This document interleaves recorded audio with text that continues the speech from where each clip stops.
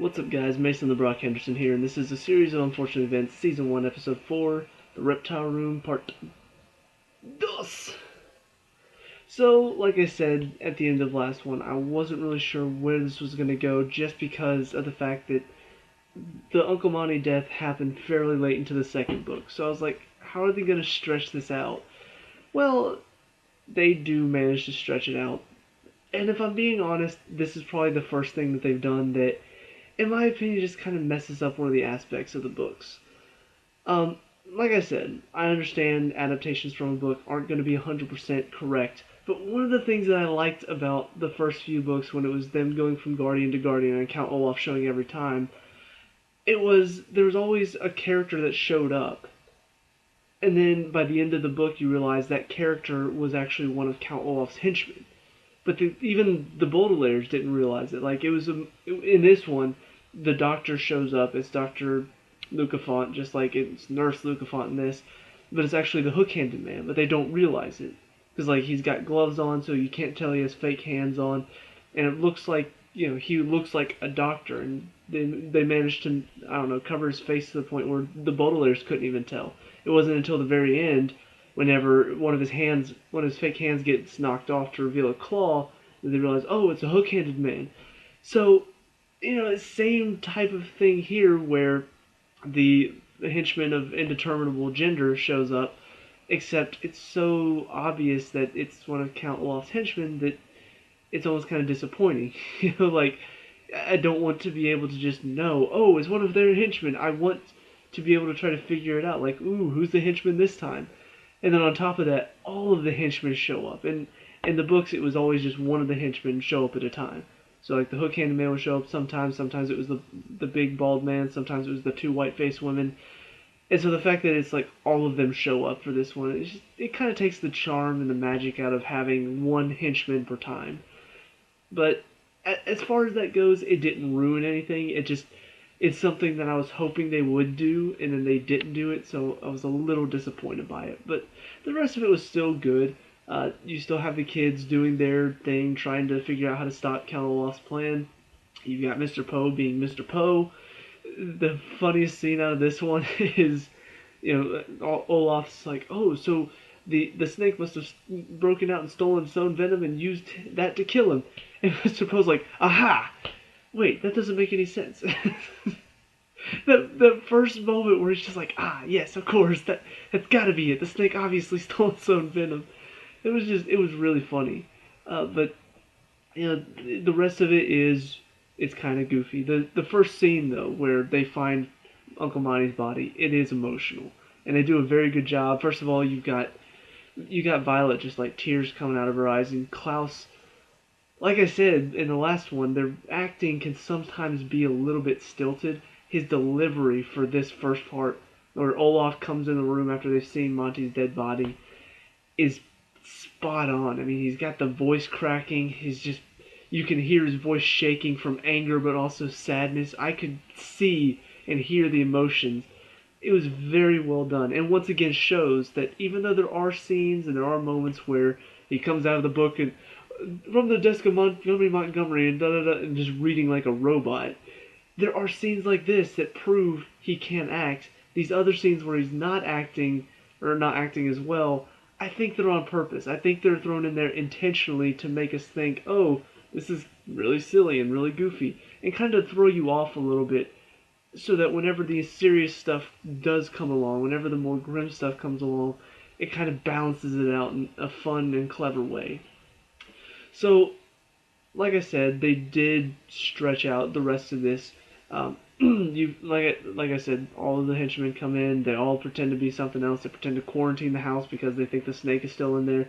Klaus manages to escape the room where Violet, and Sunny are being held. Violet takes Sunny outside. She goes through Olaf's stuff to find what he used to kill Uncle Monty. Sunny finds the incredibly deadly viper and starts playing with it to prove to everybody that it's not deadly. And then Violet and Klaus use the information that they discovered to prove Stefano is the one that killed him. And then Mr. Poe does the scene where he takes his coughed handkerchief and wipes away the makeup to reveal the eye tattoo on Olaf's ankle. So it all plays out fairly similarly to the book. I mean, even the scene where he's about to take the handkerchief to his ankle, he's just like, "No, don't take that thing near me." I remember that from the book. Like he even says that because he coughs into the handkerchief so much. So yeah, it was well done. Aside from the one thing that I was a bit disappointed in, I enjoyed the rest of it. And then on top of that, we get a little bit more information because Olaf goes into this labyrinthian garden maze, and then he goes down the secret hatch. The Baudelaires follow him inside, but don't see him go into the secret hatch. But all of a sudden, one of the hedges opens up. They go in, and there's Jacqueline pretending to be the statue for some reason. I don't know why she's there. I don't know how long she's been there, but it's very clear to me that she's becoming a more prominent figure as this series comes along. And like I said, she's been added, not in the book originally, and it's very interesting to see her just I don't know. It's funny because most of these people act over the top goofy. Like they all. Neil Patrick Harris is the perfect example of that. He's just so out there and so, oh, I'm Count Olaf and all of that stuff. It's really goofy, but fits with the theme of it. Hers is over the top, like badass agent woman. Like I don't even know how to explain it. Like all of her lines are so serious and she's just so determined in everything she says and does. It sounds like every single word out of her mouth is just so serious. I love it. All of the overtop acting in this is fun to watch, but hers just stands out to me because it's so much different than the overtop acting from everybody else that it's so much fun to watch her. And I mean, when she goes on the boat where Count Olaf is, and then they start, he pulls out a knife, she pulls out a bigger knife, he pulls out a big sword, and she pulls out a harpoon gun. It's just like, what is this? It's so out there and so bizarre, and obviously none of this is in the book because the book follows specifically what the Baudelaire orphans can see. So none of this shows up in the book, but it's just thrown in there, and I don't know why, but I like it. It's hard to explain.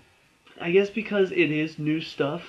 I like the fact that they are giving us more information, and they're, like I said, they're tackling more of the mystery side of it. They're focusing on the secret organization and all of that stuff instead of, oh, let's just follow these orphans, go from place to place to place.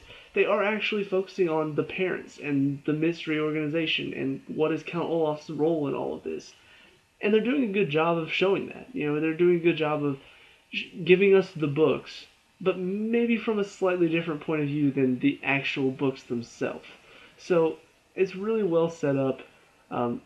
Just a couple other scenes to talk about. Once again, Patrick Warburton is still killing it as Lemony Snicket. Just where everybody else is kind of over the top, or with the orphans, they're kind of, I guess, monotone in their delivery with information and stuff. He's just so. It's like he underplays everything. Everything he says it's not monotone because he does inflect. He does, his voice does move around everywhere, but he's just so calm about everything. So you go from Neil Patrick Harris, and he's just so out there, and I'm going to get your fortune, Baudelaires, and all of that stuff. And then you go to Patrick Warburton, and it's just so...